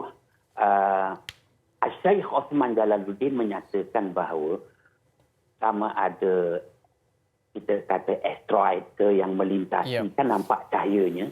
Begitu juga komet yang disebut sebagai muznabat yang dia melalui menghampiri bumi, nampak cahayanya. Ia ni lebih kepada peringatan dari Allah. Dan peringatan dari Allah tu, dia menyatakan bahawa apabila cahayanya makin kuat, itu menunjukkan bahawa peringatan dari Allah bahawa dunia ini sudah berubah. Berubah apa? Pergantungannya lebih pada wanita. Kalau dulu cahayanya tak kuat. Cahayanya tak kuat, maka pergantungannya pada lelaki. Orang lelaki lah yang banyak mengurut, mentadbir urusan kehidupan dunia. Tapi kalau dia mula melintas, bercahaya, cahayanya ada penambahan daripada yang tahun-tahun sebelumnya, Itu amaran. Allah menunjukkan pergantungan lebih pada wanita. Satu amaran Ustaz ya? Amaran. Semua wanita nak dapat duit wanita, nak buat apa wanita. Pergantungan pada wanita. Habis lelaki, wallahualam, tak perlu nak diberi ulatan lebih lanjut. Itu dia. Terima kasih Al-Fadhil Ustaz. Banyak perkara yang mungkin baru kita ketahui pada hari ini. Jadi mudah-mudahan memberi manfaat kepada kita semua. Terima kasih Al-Fadhil Ustaz. Assalamualaikum. Sama-sama. Waalaikumsalam warahmatullahi wabarakatuh. Baik. Dalam beberapa perkara yang diulaskan oleh Al-Fadhil Ustaz Hanafi adalah merupakan satu kelompok yang akan melintasi muka bumi kita ini dan memberikan satu tanda-tanda yang seperti mana Ustaz sebutkan sebentar tadi, iaitu pergantungan kita lebih kepada wanita mungkin akan datang. Jadi mungkin ada sedikit perkara yang mungkin dapat Ustaz komen tentang isu ini Ustaz. Baik. Terima kasih pada Al-Fadhil Ustaz Imam kita tadi atas pencerahan yang sangat-sangat bermanfaat. Berkenaan tentang apa yang berlaku di langit, dalam sistem cakrawala dan sebagainya, kalau boleh saya tambah yang berlaku di zaman baginda Rasulullah sallallahu alaihi wasallam sendiri adalah apa yang diungkapkan oleh Allah Subhanahu wa taala di dalam ayat yang pertama dan kedua dalam surah Al-Qamar. Kalau kita lihat dalam ayat ini disebutkan a'udzubillahi minasyaitonirrajim iqtarabatis sa'atu wansyaqqal qamar. Makin hampirlah dekat dengan hari kiamat dan terbelahlah bulan. Bulan itu terbahagi kepada dua. Dan ayat ini bersendikan juga disokong oleh hadis sahih riwayat Abdullah bin Mas'ud radhiyallahu anhu.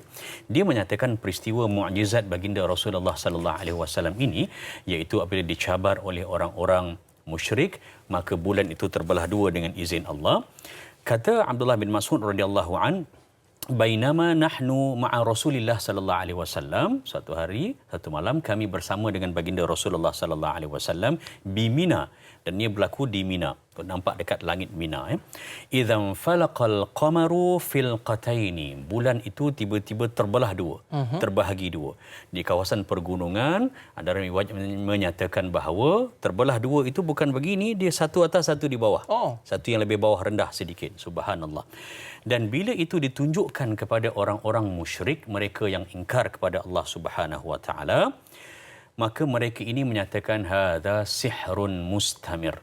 Ini adalah merupakan sihir daripada Muhammad sallallahu alaihi wasallam yang berterusan. Tidak juga mereka mahu mempercayai. Mereka tak boleh terima Ustaz. Tidak boleh terima.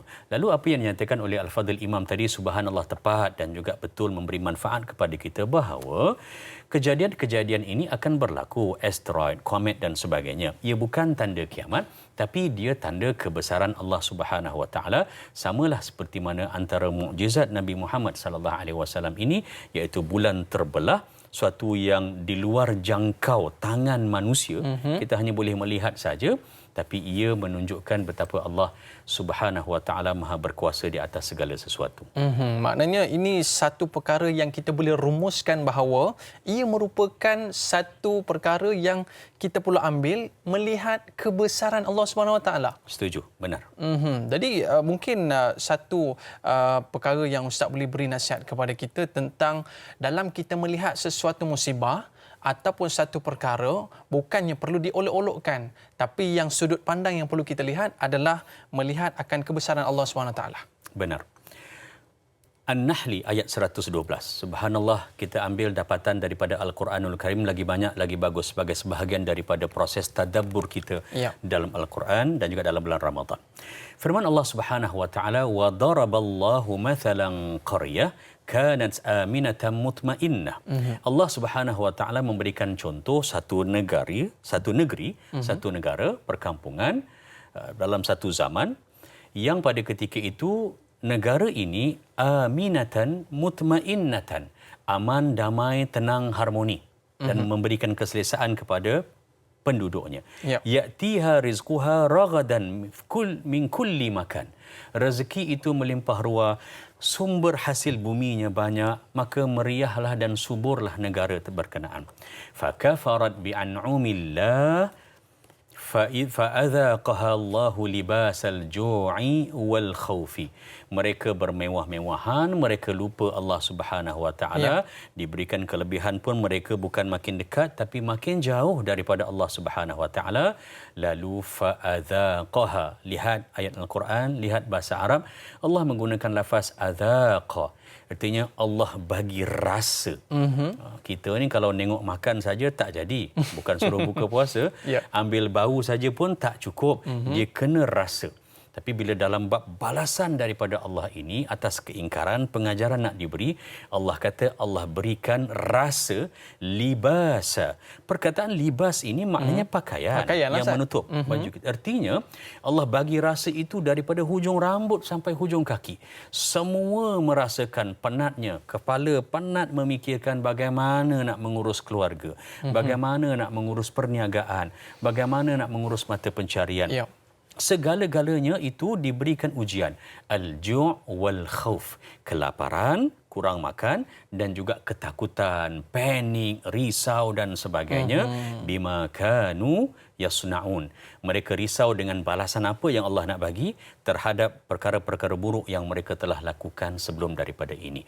Itu antara yang boleh kita ambil gambaran dan pengajaran secara ringkas kesan bila kita tak bersyukur. Dalam surah An-Nahl ayat 112 ini, bila tak bersyukur, orang mudah untuk buat silap dan orang mudah untuk buat dosa jauh daripada Allah Subhanahu wa taala. Datanglah asteroidnya, kometnya, tahi bintangnya dan sebagainya. Manusia akan anggap ini sebagai satu daripada diary dunia. Lepas habis mereka akan kembali semula kepada kehidupan yang asal, iaitu menjauhi Allah Subhanahu wa taala. Wal a'yadzu billahi min dzalik. Mengkaji itu tak salah, Ustaz, sebab kita mencari kebesaran Allah Subhanahu wa taala. Yang cuma salahnya adalah daripada sudut kita membuat fakta-fakta yang mungkin terseleweng daripada kehidupan kita, Ustaz. Baik, sedikit mungkin kita boleh melihatkan akan jentera hadapan kita, iaitu pemimpin-pemimpin barisan hadapan kita. Mereka bertungkus lumus setiap hari memberikan ulasan ataupun nasihat kepada kita. Baik, mungkin Ustaz boleh ceritakan sedikit peranan pemimpin secara ringkas, Ustaz. Secara ringkas, peranan pemimpin sudah tentu ada di situ peranan rakyat. Dia adalah merupakan satu kerjasama, kebersamaan dan kerja bersama dan juga dalam masa yang sama kerjasama. Dua benda ini digabung. Kerjasama, kerja bersama. Ada satu tempat, ada yang bekerja bersama tetapi dalam tempat yang lain. Saya ambil petikan daripada firman Allah Subhanahu wa taala secara ringkas. Lihat dalam Al-Quran surah Ibrahim pada ayat yang ke-35. Lebih kurang sama Allah Subhanahu wa taala sebut dalam surah Al-Baqarah ayat 126. Saya ambil surah Ibrahim ayat 35 dulu. A'udzubillahi minasyaitonirrajim. Wa idz qala Ibrahimu rabbij'al hadzal balada amina wajnubni wa baniya an na'budal asnam. Tatkala Nabi Ibrahim AS berdoa kepada Allah di mana di Makkah, Nabi Ibrahim diarahkan oleh Allah untuk berhijrah ke Makkah. Masa itu kosong, tak ada apa-apa. Dan dia berdoa minta negara yang kosong, negeri yang kosong, tanah kosong, macam-macam boleh diminta oleh Nabi Ibrahim AS.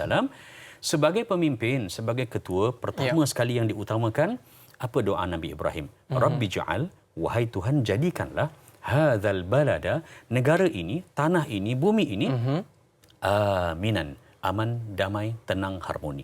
Lalu kita lihat apa yang dilakukan oleh pemimpin kita sekarang. Subhanallah, rakyat perlu untuk terima dan sokong serta bantu seadanya, semampunya, berdasarkan apa juga kapasiti, apa juga tindakan, keputusan, perancangan.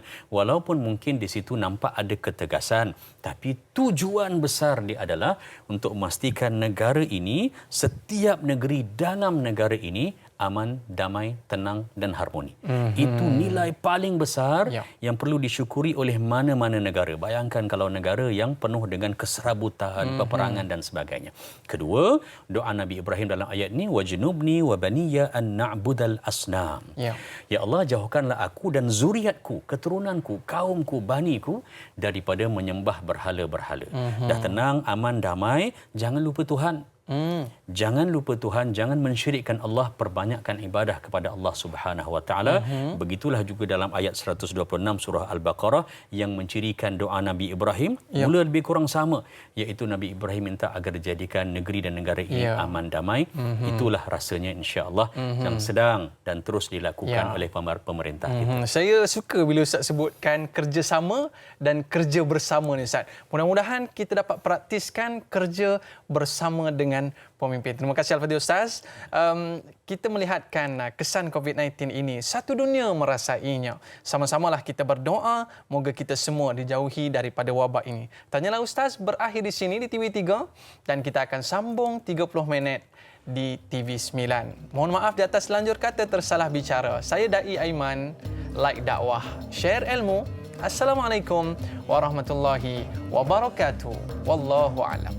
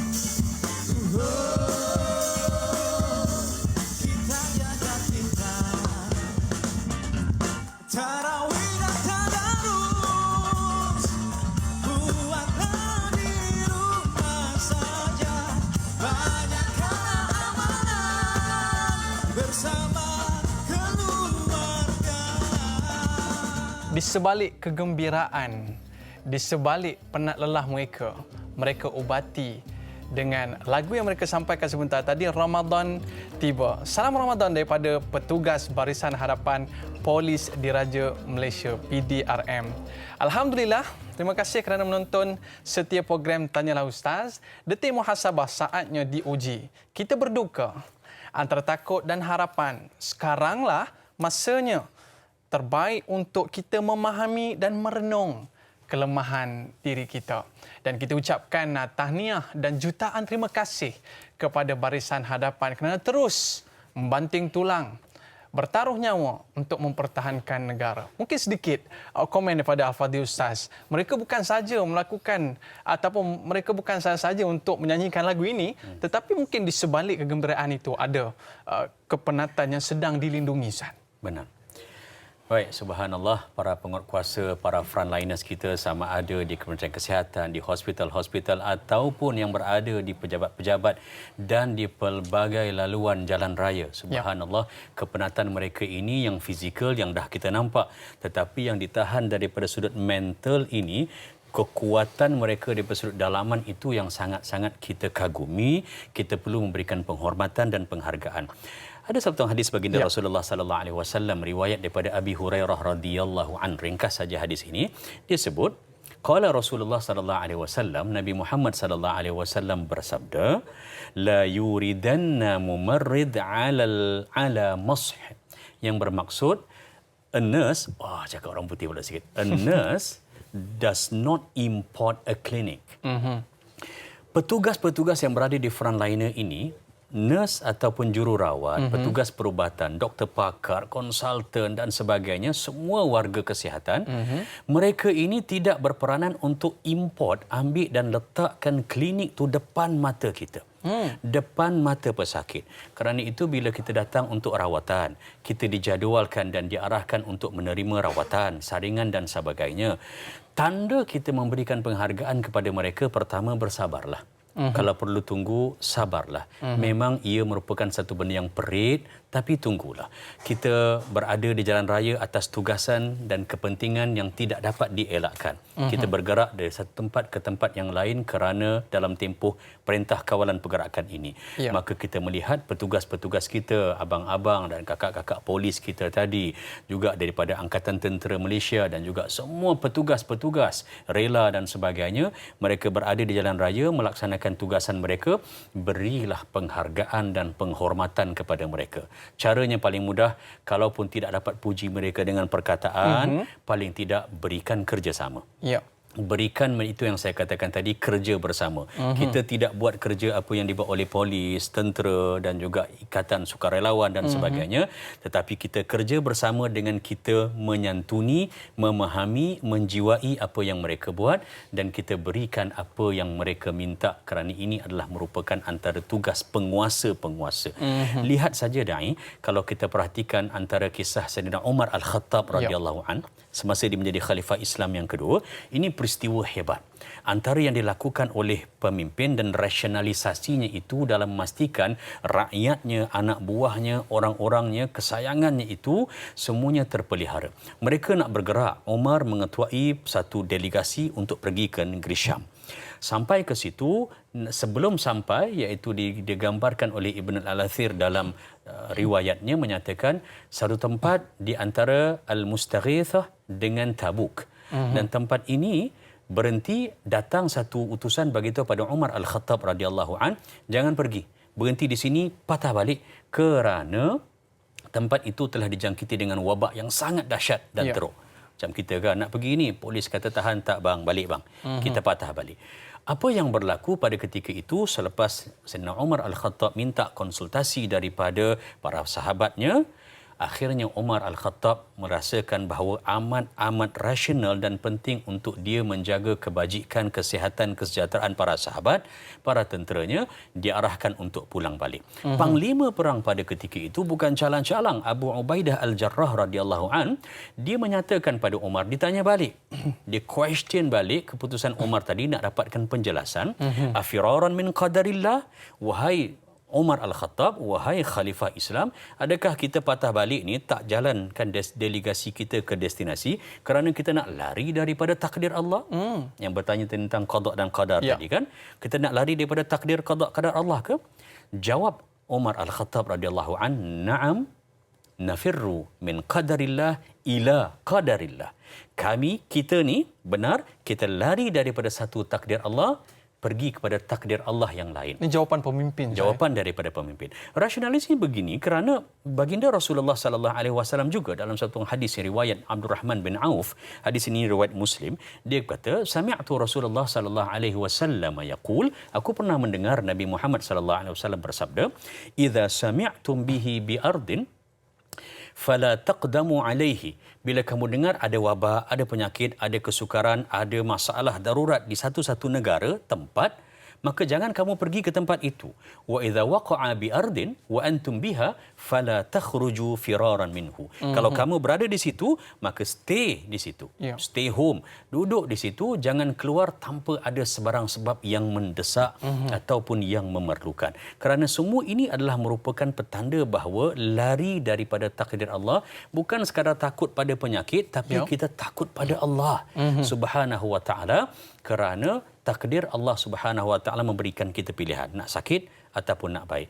Kalau nak baik, subhanallah, maka inilah perlu kita berikan sedikit kalau tak banyak kerjasama, penghormatan kepada para penguasa kita, para frontliners kita di hospital, di jalan raya, kerana tasarrufil imam 'ala ar-ra'iyati manutun bil maslahah. Ini kaedah usul fiqh yang bermaksud pemerintah ini, penguasa, mereka bertindak atas satu-satu cara. Kadang-kadang rakyat faham, kadang-kadang rakyat lambat untuk memahaminya, tapi mereka buat yakinlah tujuan dia untuk al-maslahah, untuk kebaikan semua.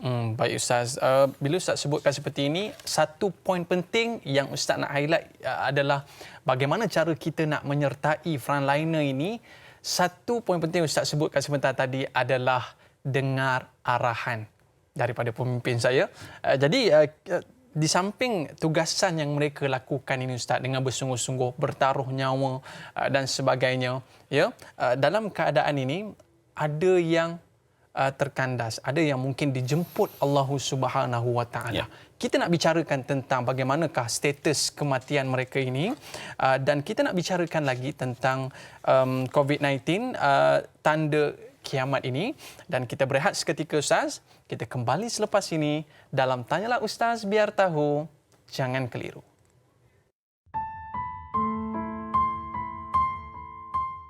Bismillahirrahmanirrahim. Allahumma inna na'udzubika minal baras wal junun wal juzam wa min sayyi'il asqam. Ya Allah, ya Tuhan kami minta berlindung denganmu daripada penyakit sopak, gila, kusta dan penyakit-penyakit yang berbahaya.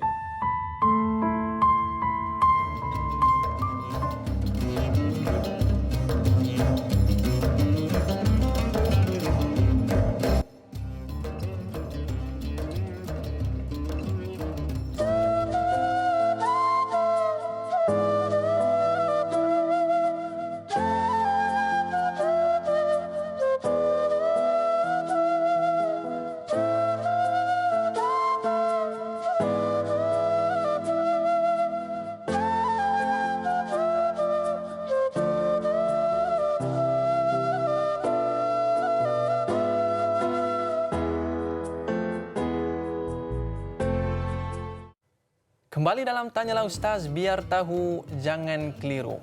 Seperti mana yang dipaparkan sebentar tadi, walaupun COVID-19 ini tiada, kiamat tetap akan tiba. Dan bersabarlah di atas setiap ujian yang Allah berikan kepada kita. Baik, Al-Fadhil Ustaz, kita masih lagi membicarakan tentang COVID-19. Adakah ia merupakan salah satu daripada tanda kiamat? Dan sahabat kita di WhatsApp ada membicarakan tentang perkara Sabah ini Ustaz. Assalamualaikum Ustaz dan Da'i. Waalaikumsalam. Salam Ramadan dan selamat berpuasa. Saya ingin bertanya, Allah turunkan penyakit COVID-19 ujian, bala atau tanda kiamat semakin hampir. Ada di kalangan kita mungkin merasai kiamat masih lambat lagi. Malah mereka masih terus melakukan kemaksiatan dan masih tidak patuh PKP. Bagaimana cara untuk menegur atau menasihati lebih berkesan lagi? Mohon penjelasan. Terima kasih Kak Mar kita ni. Baik Ustaz. Tapi sebelum kita menjawab persoalan ini Ustaz, mungkin Ustaz boleh komen tentang bagaimanakah kematian, status kematian orang kata apa, petugas barisan hadapan sebentar tadi Ustaz. Kita doakan agar almarhumin dan almarhumat, mereka yang Allah Subhanahu Wa Taala berikan privilege, kelebihan, dijemput oleh Allah Subhanahu Wa Taala di atas pandemik, di atas COVID-19 ataupun wabak yang hebat ini yang melanda manusia, diberikan dan dicucuri rahmat serta digolongkan di kalangan orang-orang yang beriman, insya-Allah. Apa kata kalau kita perhatikan tentang kematian ini, kita melihat ia sebagai sesuatu yang ianya adalah merupakan kurniaan Allah Subhanahu Wa Taala. Allah Subhanahu Wa Taala memilih dan menentukan ajal seseorang itu, subhanallah, tak ada orang tahu. Tetapi apabila seseorang itu menghabiskan sisa hidupnya di dunia dan diakhiri dengan amalan-amalan kebajikan, dengan perkara-perkara baik, menolong, membantu, mengurus selia kehidupan manusia yang lain, memberikan keselesaan, mengurangkan bebanan, membantu semampunya orang-orang lain, subhanallah, bukankah ini adalah merupakan kematian yang terbaik ataupun penghabisan yang terbaik? Mudah-mudahan Allah utamakan kepada kita kesabaran di atas perkara-perkara yang sebegini. Lalu soalan tadi ialah macam mana nak nasihat? Ibn Qayyim radhiyallahu an, Ibn Qayyim rahimahullahu taala menyatakan bahawa antara hikmah kita ini buat halang keluar masuk ini, kita nak tegur orang dalam tempoh PKP, Perintah Kawalan Pergerakan ini, yang pertama antara hikmahnya adalah untuk mengelakkan sebab-sebab yang boleh membawa pada penyakit. Dahlah kita tidak mengetahui COVID-19 ini penyakitnya tak nampak dengan mata kasar. Betul. Kita juga tidak ada kawalan tentang bentuk-bentuk wabak lain, penyakit lain yang berkaitan ataupun berjangkit daripadanya. Jadi bila adanya kawalan yang sebegini, maka dia mengelakkan sebab-sebab ke arah penyakit. Kedua, Islam dikatakan mensasarkan al-afiyah, kesejahteraan, kesenangan, ketenangan kepada manusia. Lalu tindakan-tindakan sebegini, kita tegur orang dengan cara berhikmah, menunjukkan dan bagi tahu kepada mereka bahawa tujuan semua ini memang nampak susah. Praktikalnya kadang-kadang payah. Itu tidak boleh kita nafikan dan sangkal. Ada kepayahan orang yang kita tak terbayang, mungkin kita tidak berpengalaman pun. Tetapi tujuannya ialah untuk selepas daripada itu, untuk memberikan kesejahteraan kepada manusia. Ketiga, tujuannya juga adalah untuk merawat udara dan persekitaran. Apabila industri kurang daripada sudut produknya dan sebagainya, secara tidak langsung dapatan dan pengkajian menunjukkan bahawa ianya juga membantu untuk memberikan heal ataupun penyembuhan kepada alam ini. Sungai pun dah kembali jernih. Subhanallah, itu antara hikmah yang kita nampakkan. Dan yang keempatnya ialah untuk mengelakkan ianya merebak, timbulkan keharmonian, dan dalam masa yang sama dia memelihara jiwa, memelihara nyawa. Ini adalah merupakan antara maqasid syar'iyah, hifzuddin dan juga hifzun nafs, pelihara agama dan juga pelihara nyawa. Nabi pun sebut dalam hadisnya, la adwa wala tirata. Tidak ada jangkitan-jangkitan, jangan percaya, dan juga tidak adanya apa yang dibawa perkara-perkara yang tidak baik hanya kerana nampak tanda-tanda daripada burung. Benar, ini adalah merupakan syirik. Namun dari dalam bab penyakit ini, baginda Rasulullah sallallahu alaihi wasallam menyatakan, pastikan diri kita ini berada dalam persekitaran yang sangat-sangat tegas dan juga berhikmah dalam masa kita mengurus lia bab orang kata penyakit wabak yang tidak nampak ini. La tatamannau liqa'al adu. Jangan sesekali kamu bercita-cita untuk berjumpa dengan musuh. Musuh ini bukan saja orang, penyakit, wabak yang tak nampak, ia juga adalah merupakan saingan kepada manusia dan juga merupakan kompetitor kepada peradaban dan kesihatan manusia. Was'alullahal afiyah, kata Nabi, mintalah kepada Allah Subhanahu wa taala kesejahteraan, ketenangan dan kesihatan. Fa idza laqitumuhum fasbiru. Tapi kalau kamu diuji dan berjumpa dengan musuh tadi, nampak wabak tadi, penyakit, kita berada di dalamnya, kata Nabi, fasbiru. Ini senjata, Ustaz. Ia adalah merupakan bukan sekadar senjata, dia penenang kepada jiwa. Lalu nak tegur orang, mengeluh dan sebagainya, cara paling mudah ialah kita tangkap terus kepada hatinya. Bukan kepada dengan cara lain. Ini yang paling ampuh sekali, sentuh hatinya, ingatkan dia kepada Allah Subhanahu wa taala. Kita pun dalam keadaan yang afiah, dia juga insya-Allah dalam keadaan yang sejahtera. Saya melihatkan satu video saya di media sosial yang mana kedegilan yang berlaku di kalangan masyarakat yang sedikit ini. Dia kata apa? Nak tunggu berapa ramai lagi yang mati. Allahu akbar. Dan bayangkan kalau salah seorang yang mati itu adalah ibu kita. Jadi ini satu perkara yang memberikan satu perkara yang menyentuh jiwa kita. Benar. Kerana apa, Ustaz? Mereka bertungkus lumus di barisan hadapan. Dan setakat Khamis ini, Ustaz, kita melihatkan data 3 kematian yang berlaku bagi barisan hadapan, dan kita sama-sama ucapkan takziah kepada keluarga mereka dan kita sedekahkan Al-Fatihah kepada mereka.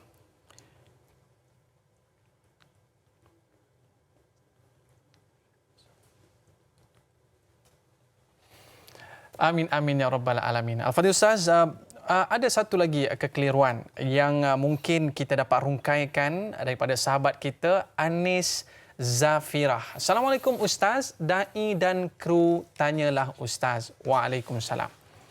Mengikut pemahaman saya, tersasul lagi saya pagi ni, akan sampai masanya di akhir zaman di mana semua tempat aman damai sehinggakan duit manusia terlebih tetapi tidak dapat digunakan. Situasi ini lebih kurang sama dengan COVID-19 sekarang. Adakah benar atau situasi tersebut akan berlaku lagi di masa pemerintahan Imam Mahdi? Mohon pencerahan. Terima kasih. Biasanya kita dengar dalam COVID-19 ini orang tak ada duit. Tapi ada juga golongan yang duitnya banyak. Tapi duit itu tidak berguna sedikit pun, Ustaz. Baik. Cantik soalan ini. Terima kasih Da'i. Terima kasih kepada yang bertanya. Antara tanda kecil kiamat. Tapi tanda ini disebut zaharat walam tanqad. Dia dah berlaku tapi dia tak habis lagi. Artinya dia akan berulang lagi bila dan di mana, subhanallah, itu berada dalam ilmu Allah Subhanahu wa taala. Antaranya ialah tanda kiamat kecil intisyarul amni. Tersebarnya, meluasnya, banyaknya keamanan. Aman, tenang ini dimaksudkan bahawa negara-negara Islam, negara di dunia ini berada dalam keadaan kemewahan. Lihat zaman Khalifah Umar Abdul Aziz, subhanallah, pada ketika itu sampai ke peringkat orang menolak nak terima sedekah. Orang kata tak perlulah bagi zakat sebab dah cukup. Semuanya telah diberikan, semua rakyatnya, subhanallah, kehebatan pada ketika itu dalam sistem kekhilafahan Islam menunjukkan betapa pernah berlaku pada satu zaman dahulu bahawa aman damainya itu, manusia mewah, bantuan itu penuh dan sebagainya, sampai orang nak bagi sedekah pun orang lain menolak. Tak ada dah. Dah tak ada yang nak terima. Subhanallah. Dalam sepotong hadis baginda Rasulullah sallallahu alaihi wasallam daripada Adi bin Hatim At-Tani menyatakan bahawa baina ana 'inda Nabi sallallahu alaihi wasallam, ketika aku berdamping dengan baginda Rasulullah sallallahu alaihi wasallam, kata Adi ini, Nabi SAW didatangi. Idh atahu rajulun fashaka ilaihi al-faqah. Datang seorang lelaki ini fakir, lelaki ini miskin, lelaki ini meminta-minta agar hajatnya dibantu dan juga diberikan keperluan dan sebagainya. Selepas daripada itu, kata Adi, datang pula seorang lelaki lain jumpa Nabi. Dia ada sebelah Nabi. Datang lelaki lain, atahu akhar fashaka ilaihi qat'is sabil. Dia ialah ibnu sabil, orang yang bermusafir atas tujuan baik, terhalang dia daripada keperluan-keperluan dia, tak cukup bekalan dan sebagainya, minta bantuan. Lalu apa yang berlaku selepas dibantu? Faqala, Nabi SAW bersabda, Ya Adi, hal ra'aital hirah. Wahai Adi, engkau nampak tak di sini ada tak pilihan? Ada tak cabang untuk buat keputusan? Qultu lam araha. Kata Adi, aku tak nampak. Memang ini orang fakir, memang kena bantu. Tak ada ruang, kita kena bantu. Ini ibnu sabil, maka kita kena bantu. Lalu baginda Rasulullah sallallahu alaihi wasallam dia kata, fa in talat bika hayat, kalau panjang umur kamu wahai Adi, subhanallah, Nabi punya pesan lembut, kalaulah panjang umur kamu wahai Adi, la tarayanna dha'inah tartahil minal hira. Kamu akan nampak suasana yang berbeza daripada zaman yang ini, sehingga kan orang nak pergi mana-mana pun dia tidak akan rasa takut. Dalam keadaan yang mewah, manusia boleh bantu orang lain pun kadang-kadang tanpa diminta. Dan ini bertepatan benar dengan apa yang berlaku di zaman sahabat, di zaman khilafah dan sebagainya. Dan benarlah juga seperti mana yang ditanya, ianya nanti juga keamanan, ketenangan, harmoni mewah ini akan berlaku lagi pada zaman Imam Al-Mahdi turun. Dan zaman Al-Mahdi ini juga bersambung ketika mana turunnya nuzul Isa alaihissalam. Kita pernah nyatakan ini dalam program Tanyalah Ustaz. Dan ianya berlaku selepas dibunuh Al-Masih Dajjal. Dan ketika itu dunia di bawah pemerintahan Nabi Isa alaihissalam dan Imam Mahdi, dunia terasa aman, tenang, subur dan sebagainya. Ada juga pendapat yang menyatakan bahawa zaman aman, damai, tenang, semuanya ini berlaku selepas daripada beberapa tanda-tanda besar kiamat yang lain. Bukan sahaja turunnya Nabi Isa AS dan juga Al-Masih Dajjal dan sebagainya, hatta yang lain-lain juga ada. Subhanallah, kalau kita lihat Nabi SAW bila cerita bab tanda kiamat, yang besar, yang kecil, susunan itu tidaklah merupakan suatu yang tepat. Artinya bukanlah kata Nabi tidak tepat, tetapi subhanallah, Nabi bagi tahu itu susunannya itu tidak semestinya sedemikian. Ia berdasarkan kepada pandangan ijtihad para ulama, tapi apa yang Nabi sebut, subhanallah, itu pasti akan berlaku. Bila Ustaz sebutkan tentang kembali aman tadi Ustaz, kita harapkan mudah-mudahan kita kembali aman Ustaz. Kita dah sampai ke penghujung, jadi kita mohon Ustaz untuk mimpin bacaan doa kita Ustaz. Silakan. أعوذ بالله السميع العليم من الشيطان الرجيم بسم الله الرحمن الرحيم الحمد لله رب العالمين والصلاة والسلام على أشرف الأنبياء والمرسلين سيدنا محمد وعلى آله وصحبه أجمعين اللهم إنا نسألك الهدى والتقى والعفاف والغنى اللهم إنا نسألك رضاك والجنة ونعوذ بك من سخطك والنار اللهم أكشف عنا البلاء والوباء والغلاء اللهم إنا نعوذ بك من البرص والجنون والجذام ومن سيء الأسقام نعوذ بالله من na'udzu bikalimatillahi tammati min syarri ma khalaq. Bismillahilladzi la yadurru ma'a ismihi syai'un fil ardi wala fis sama' wa huwas samiul alim. Bismillahilladzi la yadurru ma'a ismihi syai'un fil ardi wala fis sama' wa huwas samiul alim. Bismillahilladzi la yadurru ma'a ismihi syai'un fil ardi wala fis sama' wa huwas samiul alim. Bismillahi alaihi tawakkalna wa ilaihin nusyur. ربنا اغفر لنا ذنوبنا ولوالدينا وارحمهما كما ربيانا صغارا ربنا آتنا في الدنيا حسنة وفي الآخرة حسنة وقنا عذاب النار وصلى الله على سيدنا محمد وعلى آله وصحبه أجمعين والحمد لله رب العالمين. Amin, amin ya rabbal alamin. Terima kasih Al-Fadhil Ustaz atas pencerahan yang diberikan tentang tanda kiamat ini Ustaz. Kini dalam kegetiran memerangi pandemik COVID-19, datangnya ketika saat-saat menjalani ibadah puasa, ramai yang kehilangan punca pencarian untuk menempuh kehidupan seterusnya. Maka bantulah mereka. Nantikan Tanyalah Ustaz esok 27 April, sedekah yang afdal bersama dengan Ustaz Jazlan Abdullah dan moderatornya adalah Dai Anas. Mohon maaf di atas lanjur kata, tersalah bicara. Saya Dai Aiman mengundurkan diri. Like dakwah, share ilmu. Assalamualaikum warahmatullahi wabarakatuh.